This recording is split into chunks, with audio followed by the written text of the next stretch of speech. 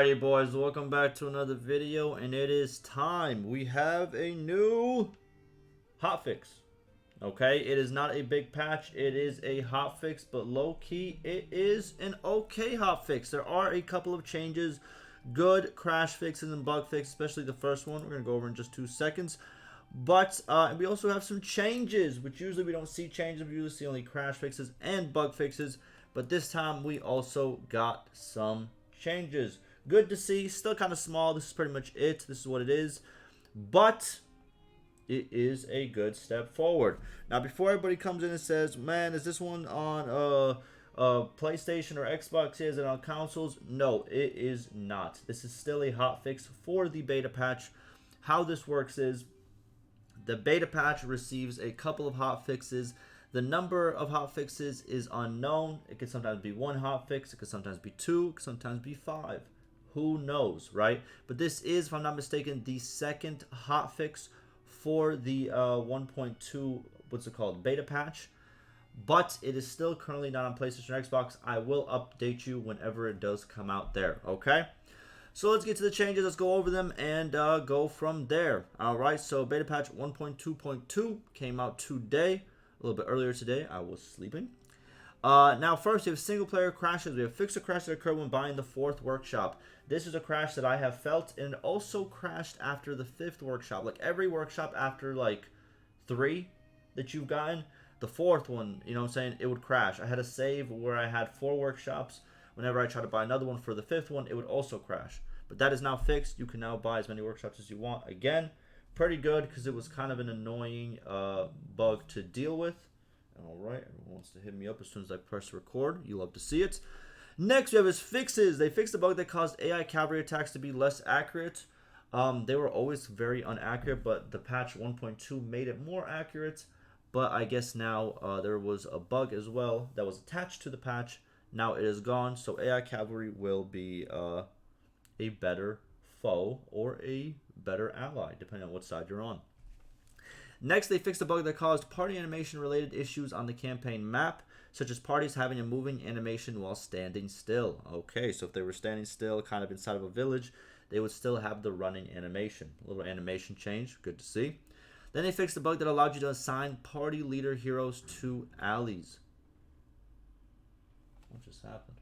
Okay, sorry about that. I just heard a huge knock. Then they fixed a bug that allowed you to assign party leader heroes to allies. So if your companion is already a party leader, they cannot be assigned to an ally, but they were allowed to before, kind of canceling out being the party leader. That is now fixed. You cannot do that no more.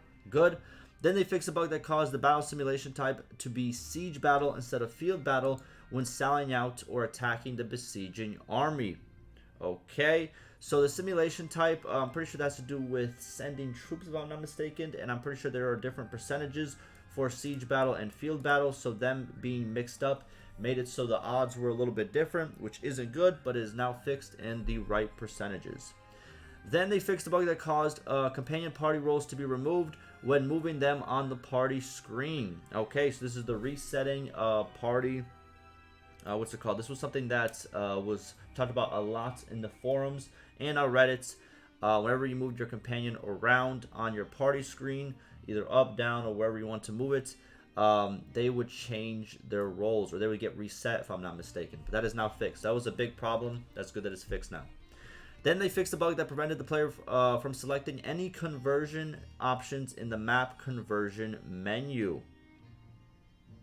Any conversion on the map conversion menu. Interesting. I don't know exactly what that is, but it is now fixed.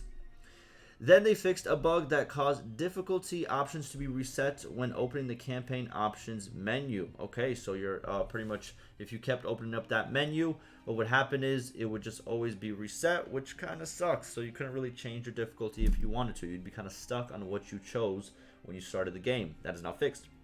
Then they fixed a bug that caused parts of dialogue lines to disappear. Cool. Now I can see all the dialogue lines if you want to become super immersive. Then they fixed a bug that prevented attacker parties from donating troops and prisoners to a newly conquered settlement. That is actually a big one because whenever you conquer a settlement, pretty much it has barely any defenders left because you took them out to get that settlement. So you need to actually donate troops to the garrison to make sure you don't get, you know, the castle or settlement taken again by like a group of like 100 men in just a party after you wasted like hundreds of men trying to take the settlement, right? You want to donate troops to the garrison to beef it up and to make it a viable defensive settlement. Good that that was changed. Then they fixed a bug that caused nobles to disappear if they changed their AI behavior while besieging a settlement.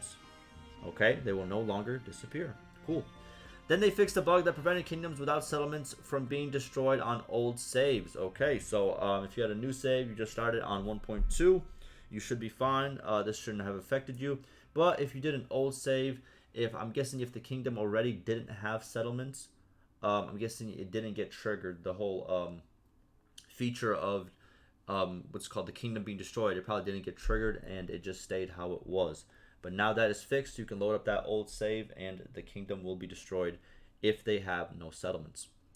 Then they fixed the bug that prevented bandit troops from consuming food in your party. Okay, so now they will consume food in your party. There it is.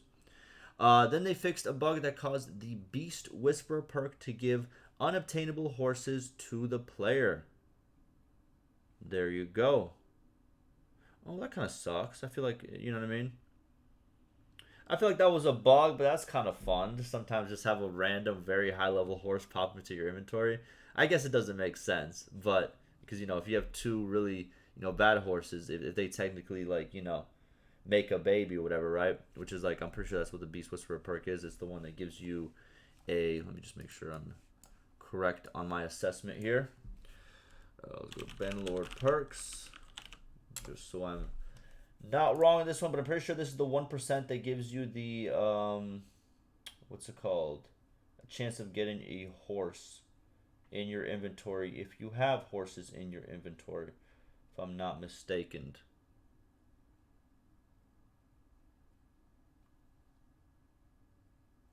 Beast Whisperer. Huh.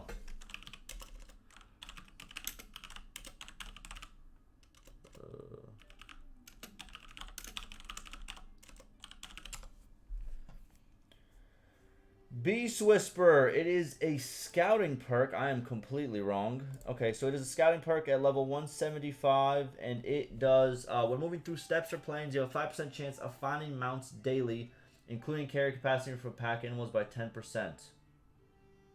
Oh, so yeah, it is technically what I said. It is just a different version of what I was saying. So now you cannot get unobtainable horses. Okay. I still think it's not that big of a bug. I think that would have been a cool little thing to get and a cool little bonus to have whenever just a really nice horse pops in. But okay, it is now fixed.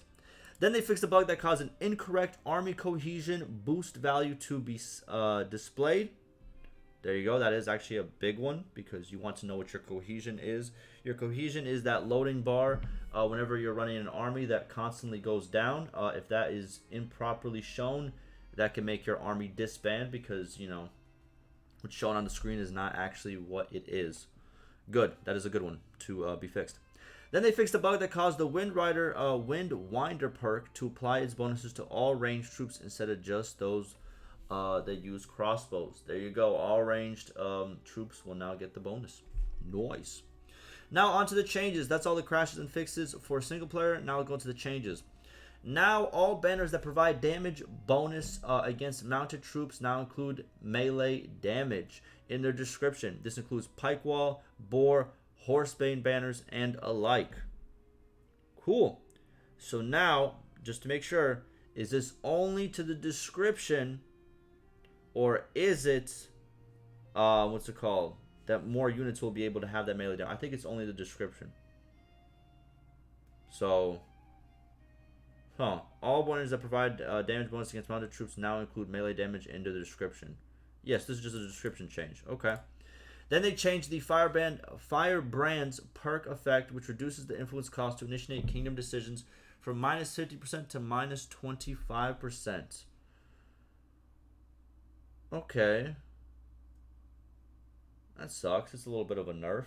You know what I mean? Now you're going to get only a 25% discount instead of 50% discount. But okay, I guess. And then lastly, they reduced the memory usage of longer game sessions. So you're playing for a very long time and your computer is literally gasping for breath.